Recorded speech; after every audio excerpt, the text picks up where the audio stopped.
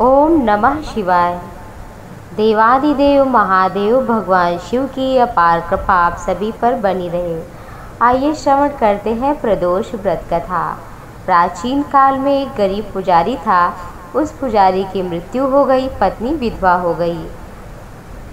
भरण पोषण के लिए पुत्र को साथ लेकर भीख मांगना पड़ता था।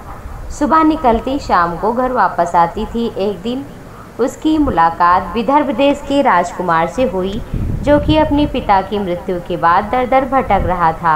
उसकी ये हालत देखकर पुजारी की पत्नी से देखी नहीं गई और राजकुमार को अपने साथ घर लाई, पुत्र जैसा व्यवहार करने लगी। एक दिन पुजारी की पत्नी अपने साथ दोनों पुत्रों को सांडिल ऋषि के आश्रम ले गई। वहाँ उसने ऋषि से शिव जी के प्रदोष व्रत की कथा और विधि सुनी। घर जाकर अब वो भी प्रदोष व्रत करने लगी। एक बार दोनों बालक वन में घूम रहे थे। उनमें से पुजारी का बेटा तो घर आ गया, लेकिन राजकुमार वन में रह गया। वो राजकुमार वहाँ पर गंधर्व कन्याओं को देखा क्रीड़ा करते हुए, तो राजकुमारी से बात करने लगा। उसका नाम था अंशुमति। राजकुमार उस दिन घर देरी से वापस आया। राजकुमार दूसरे दिन फिर उसी जगह गया जहां अंशुमति अपने माता पिता से बात कर रही थी। तभी अंशुमति के माता पिता ने उस राजकुमार को पहचान लिया और उससे कहा कि आप तो विदर्भ नगर के राजकुमार हैं, आपका नाम धर्मगुप्त है।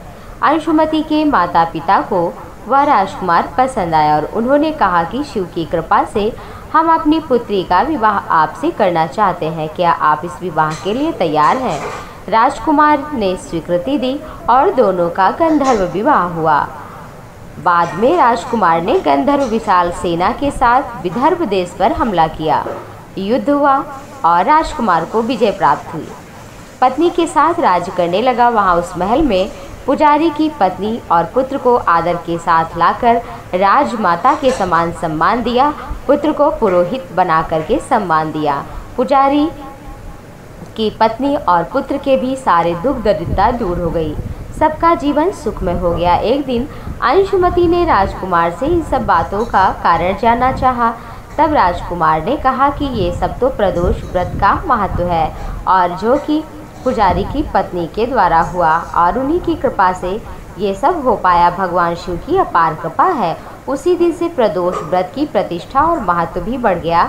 मान्यता के अनुसार लोग भगवान शिव की उपासना प्रदोष व्रत करने लगे और श्रद्धा भक्ति भाव से जो भी मनुष्य भगवान शिव की उपासना, वंदना और पूजा करता है प्रदोष में, उसके ऊपर भगवान शिव, देवादिदेव महादेव, भगवान शिव, माता पार्वती की अपार कृपा बनी रहती है। ओम नमः शिवाय।